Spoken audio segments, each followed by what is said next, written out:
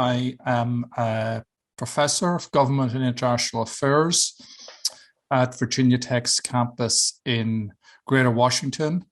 If you don't know about that campus, you should. We offer master's and PhD degrees in international affairs in the Washington area. So I want to spread the word on that amongst the Virginia Tech community, student community. I've been a professor at Virginia Tech for 33 years now. I came in 1989, in August of 1989 to Blacksburg, and I was there for 10 years before moving up to Northern Virginia. Let's talk about this awful crisis. Great. Yeah, I'll introduce myself really quick. For those who don't know, my name is Aziz. I'm a sophomore at Virginia Tech.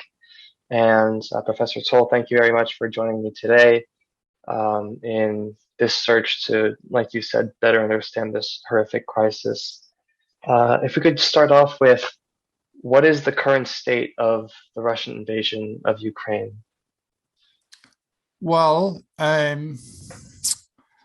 the Russian invasion of Ukraine is a strategic blunder of the highest order, but it is one whose consequences are being felt most acutely by the Ukrainian people, who are under barrage from Russian rockets and artillery and shells, and then the soldiers that are fighting to protect their homeland from invasion. But there are wider victims too. There are, terrorized people who have had to flee their homes because of this war that's been inflicted upon them. There are neighboring states who've had to adjust to enormous refugee flows coming into their countries, and have done so in an admirable way, in contrast to previous attitudes and practices related to refugees from equally worthy victims of conflict from Afghanistan and from Syria. And then there are victims also in Russia. Russian people, by and large, are going to be deeply affected by this war. There's an effort to try to, quote unquote, collapse the Russian economy, and that is a very crude way of approaching the problem. But they are suffering as a consequence of this terrible strategic blunder. And last, I would also suggest that the Russian soldiers, the Russian military themselves, are victims. A number of these soldiers are conscripts, fairly young, same age as yourself, Aziz, not well informed about the war and not prepared for what they've been asked to do. And in certain courageous instances, actually refusing to fight and to carry out what are pretty horrible orders, which is to attack, Ukrainian cities, places where people are living in. Now, that does not mean all of the Russian military, so we have to make important distinctions. Some of the Russian military, if not many of the Russian military, if not most of the Russian military, are into this war. And there are also people in Russia that are really rallying around the flag and supporting the Z symbol. And so, therefore, the important point to make here is that there are distinctions to be made, and we should avoid collective blame. This is a regime war. It's a choice by Vladimir Putin's regime. You started off by saying this was a strategic blunder for Putin, I understand. Why do you say that? Well, so I've studied Ukraine for quite a number of years, and one of the things that myself and my colleagues work on are public opinion polls. So I have a really good idea about what the Ukrainian public think. I wrote a book called Near Abroad, which documents the previous two times that Russia invaded its neighboring states, 2008 with the Georgian War, which involved South Ossetia, and then 2014 when Russia responded to political turmoil within Ukraine and a change in government by invading Crimea and ending up annexing that territory and then subverting southeast Ukraine. And in that research, we learned that there was minority support for Russia. There is some support for Russia within Ukraine. It tended to be geographically concentrated in the south and in the east of Ukraine. The only place where it approached majority status were in certain places in the Donbass. And that's the area where through military intervention and then through the unleashing of violence, you had political polarization and eventually Russia helping establish two de facto states or separatist entities that are effectively proxy actors for Russia within Ukraine. Elsewhere, not majority support. And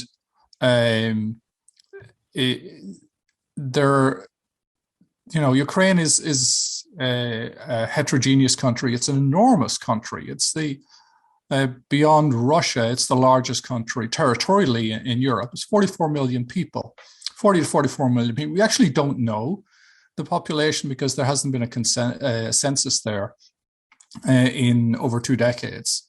But in the major towns and cities in the east, you had Russian-speaking majorities, but the sentiment was Ukrainian. It was for the people who were in Ukraine see their nationality as Ukrainian, and they see that nationality as more than simply an ethnic nationality. It's a civic nationality. So you can identify as an ethnic Russian and yet also as a Ukrainian citizen. You can be a Russian speaker, yet identify as Ukrainian citizen. Now, with war, you had political polarization, you had violence unleashed, and therefore you had people who sort of defected. They wanted no longer to be part of Ukraine because they saw Ukraine as being alien to their values. And as a consequence, they were happy to take Russian passports. And I'm thinking particularly of the two areas in the Donbass, the Luhansk People's Republic and Donetsk People's Republic, these two entities that were established by the Russian state with Russian state support. But they also had local support. But that local support was from Ukrainians who became Russians or who chose to be Russian. And so beyond that, there is some support for Vladimir Putin. There's a lot more support and nostalgia about the Soviet Union. But as a consequence of 2014, a lot of those people who were culturally sympathetic to Russia became alienated from Russian leadership and the Russian president. And they identified more strongly as Ukrainian. There's a sort of Ukrainianization of an identity which was previously in between, where people would say, yes, I'm Ukrainian, but I'm Russian speaking, I'm ethnically Russian, I've got relatives in Russia and that kind of thing. And, I admire Vladimir Putin. Now, there are people in the United States who admire Vladimir Putin, including the former president of the United States. So that is not something that is particular to Ukraine. But all of this is to say that one of the things that Vladimir Putin did in 2014 is that he had a country on his borders, which was Ukraine, which was pretty evenly divided between being pro-Russian and being pro-European. And in seizing Crimea, he essentially gained that territory and lost Ukraine because he took out of the polity of Ukraine all of these people who would have been Ukrainian and voted in Ukrainian elections and voted for pro-Russian candidates in Ukraine. He also took out the two territories of Donetsk and Luhansk, two of the most populous cities in the east. They were taken out of the polity of Ukraine. As a consequence, what was a sort of evenly divided field became overwhelmingly pro-European. And so, this was a blunder in 2014. It effectively alienated the rest of Ukraine. And what has happened is that he fell back on a second strategy to try to control Ukraine. Instead of kind of funding pro-Russian candidates, who often were, like Yanukovych, very corrupt and compromised in lots of ways. And he had compromat on them, but they were sympathetic to Moscow. But they couldn't be too sympathetic because they also had to govern Ukraine, and Ukraine is sort of was an in-between country. Where neutrality and wanting to get along with both the West and Russia was a dominant sentiment. But what Putin did is, with the particular actions he took in 2014, that was no longer a viable strategy to affect Russia's goal within Ukraine. So we moved to a second strategy, and that strategy was essentially to use the Donbass conflict as the term is used as a territorial lever. In other words, this was a means by which he could intervene in shaping the geopolitical orientation of Ukraine.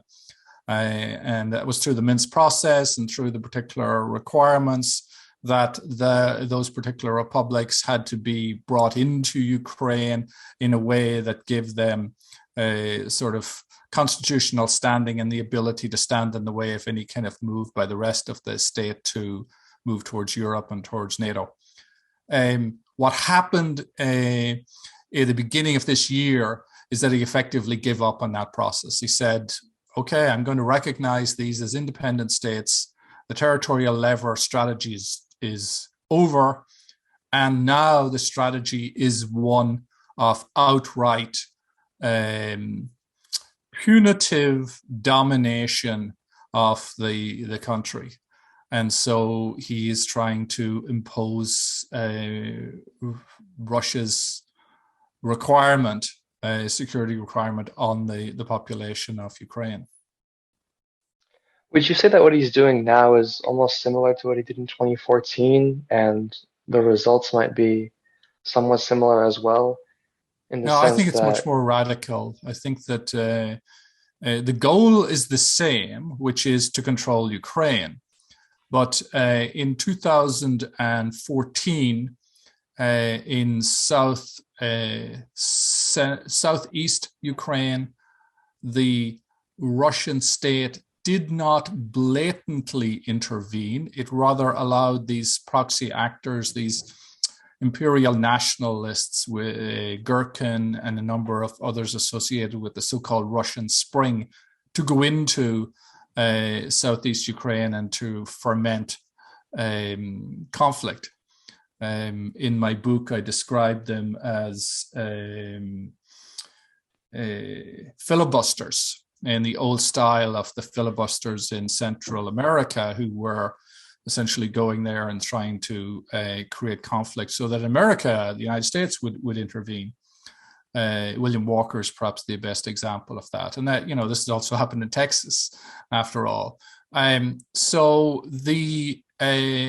that was an indirect strategy. It was using proxy actors. Here, this is very direct. And this is really very radical. There is no place in Ukraine that where there is support for this amongst the Ukrainian population, where there's no place where there's a majority of the people support Russia, where they support Vladimir Putin. And even in those areas where it was getting close to like 50%. So let's say a quarter of the population or a third of the population. And there's only a few of those areas in Ukraine, and they're in the south and the east, including the city of Mariupol, for example, where, and also Kharkiv, where there was support for Russia. But in those areas, now, what Russia has done is completely alienated the population with this outrageous war and the attack on the civilian population. So even if you were sympathetic to Russia, you're now going to be militantly hostile to Russia because of what it's doing. So the ineptness of this is remarkable, and the sort of the brazen horror and crudeness of it is remarkable. So in that sense, it's a radicalization of the 2014 policy. It's really, and for analysts like myself, we're sort of taken aback by just how brazen this is. And what triggered this to happen now? Did it have anything to do with Ukraine's interest in NATO? So yeah, there are lots of explanations, and there'll be quite a bit of debate on what is it that triggered it right now. I think that if you just give me a minute, I want to pull up something. So why now? Well, there's a debate amongst analysts about this, and I think that there are two broad sets of factors.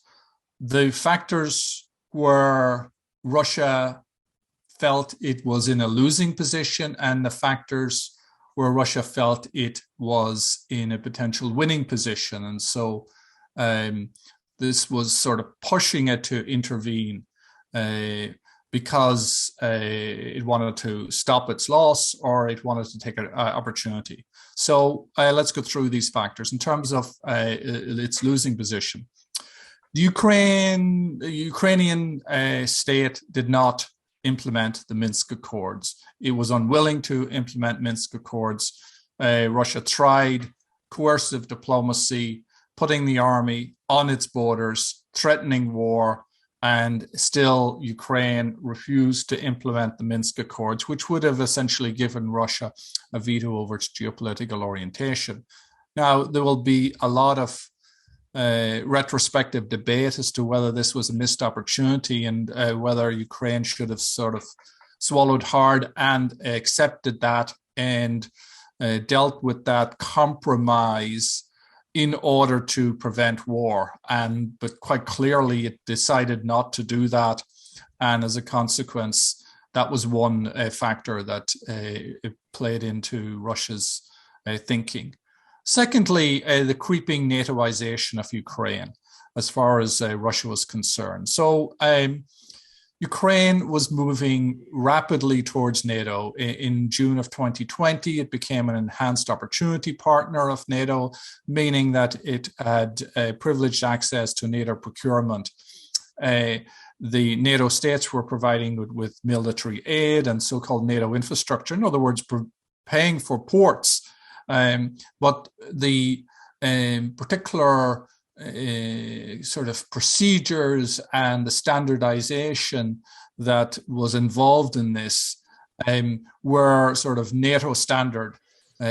procedure. And so that to the Russians felt as if they were getting the country ready.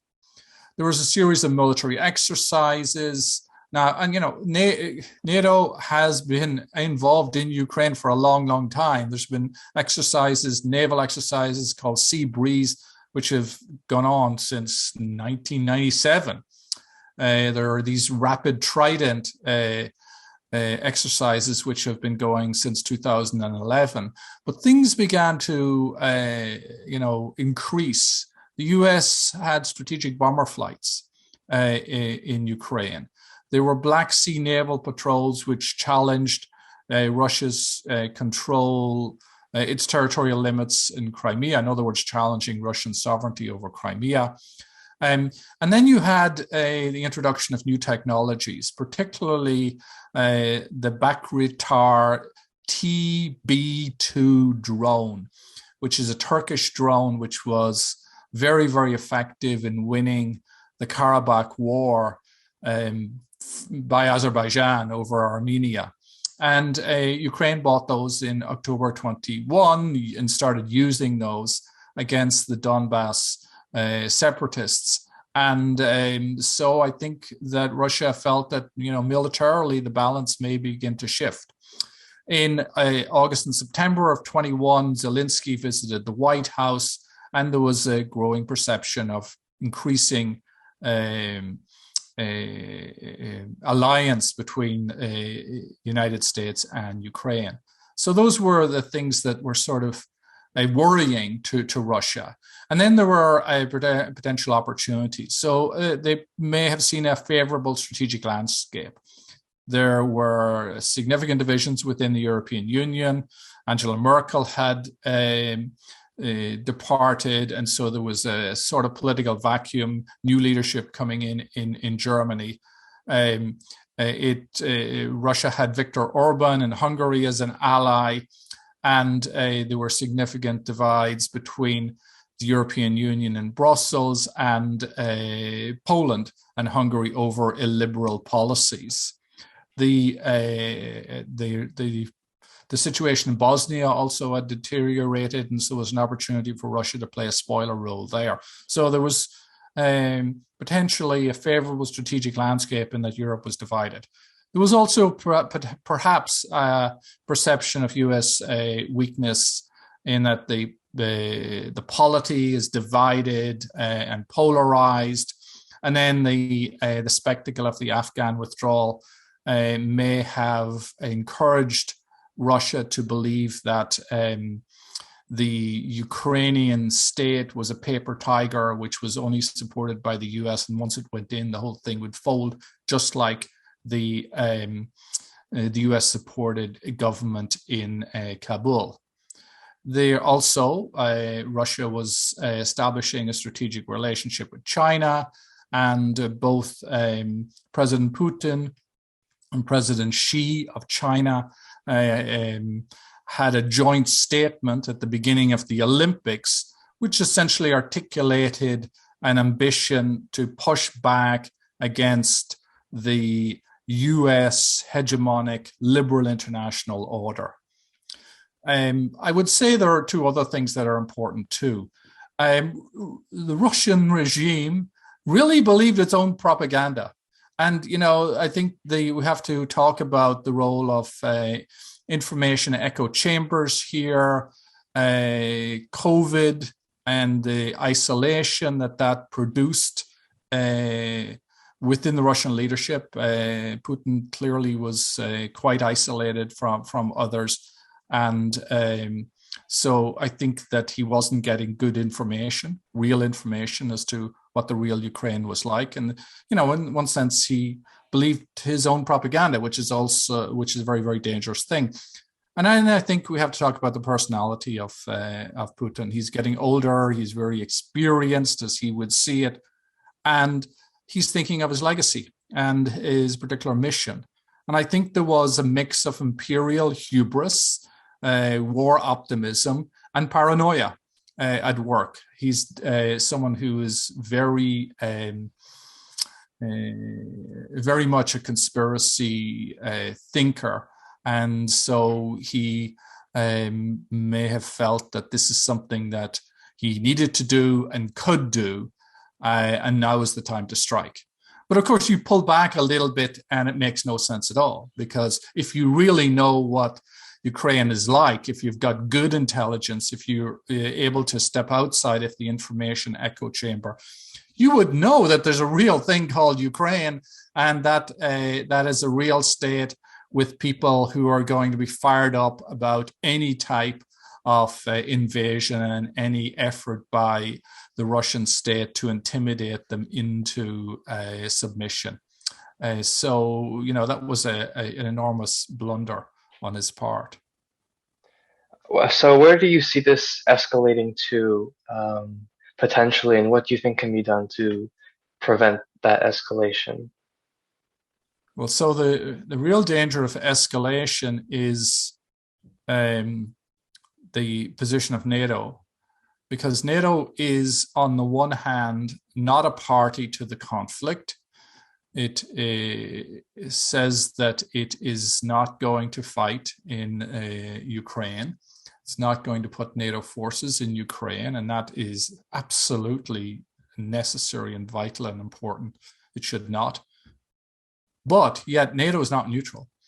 NATO is actively supporting Ukraine, and NATO members, particularly the Baltic states and Poland, are on the front line of creatively trying to find ways to support Ukraine. And the example of the fighter aircraft is only the latest example of that. But there are Stinger missiles that have been provided. There, you know, are an international brigade of foreign fighters that are going to go in from bases in the Baltic states and in Poland into Ukraine. So NATO is involved. It may think it's not, but it is. It's providing safe sanctuary for fighters. So essentially, you have a situation where the NATO states may be playing the role of Pakistan to the fighters that then go into Afghanistan, the Taliban, to fight against the Soviet forces.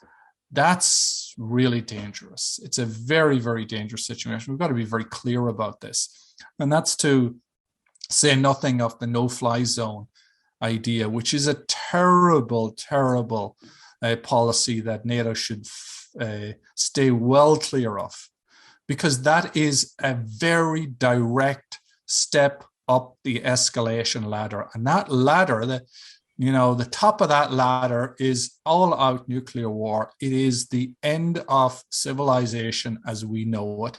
It is nuclear bombs exploding in Washington, D.C., where I'm sitting right now, in New York City, and all over, and probably down in Southwest Virginia as well, as they against Hampton Roads, and it's awful. It is just an awful situation, and that can be done from one nuclear submarine, a Russian nuclear submarine in the Atlantic, firing nuclear weapons. So we should, absolutely avoid that.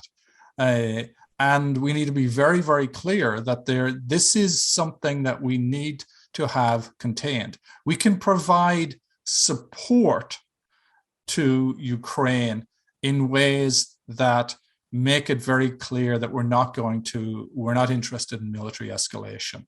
I'm afraid that our culture is one where you have the sort of macho posing, and you have very reckless words like from Senator Manchin of West Virginia saying, yeah, we should support the Ukrainians, we should support the no-fly zone and all this kind of thing. That's really dangerous, very, very dangerous. The implications of that are just, it's that top of that ladder, that escalation ladder. Absolutely. Final question is there anything that the everyday person can change in their lives now, do you think, to help or to protect themselves?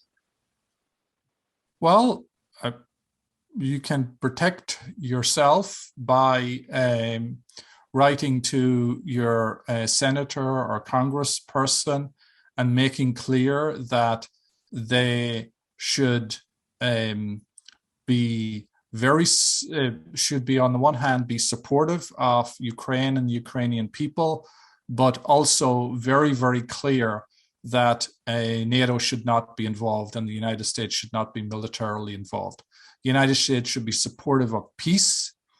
The United States should be supportive of negotiations between the Ukrainians and the Russians, which involve the demilitarization, the neutral, the formal treaty of neutrality over Ukraine. The United States should not see that as a sort of failure in any way. They should see it as something that is necessary in order to end this war, to end the suffering. And, be very, very supportive of those who are displaced and have suffered.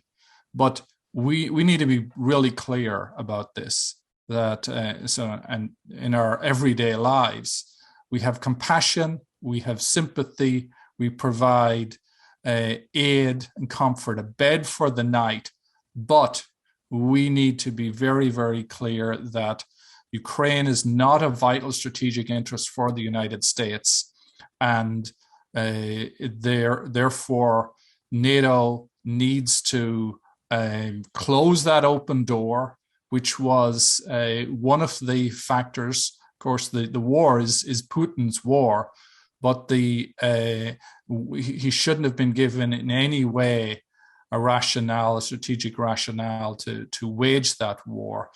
And NATO's open door, unfortunately, was one way in which he could make that argument. I do really hope that they're able to contain the war and keep it as to where it is and not expand anymore. But Professor Toal, thank you very much for your time today. Okay, Aziz, happy to chat with you. I hope that this has been of some help in clarifying the crisis. And, I welcome Virginia Tech students in taking some of my classes. I teach global conflicts, and then I also teach classes on political geography. And they're welcome to look up our program in Arlington. And we have a Master's of Public International Affairs if folks want to look at that. I'm happy to kind of answer any questions that students may have on email. And generally, I would encourage folks to dig deeper into this conflict and to look beyond the headlines. And, it's a very emotional conflict, but we need to think with more than our immediate emotions about the whole implications of it.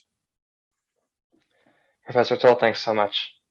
Okay, take care. Thanks.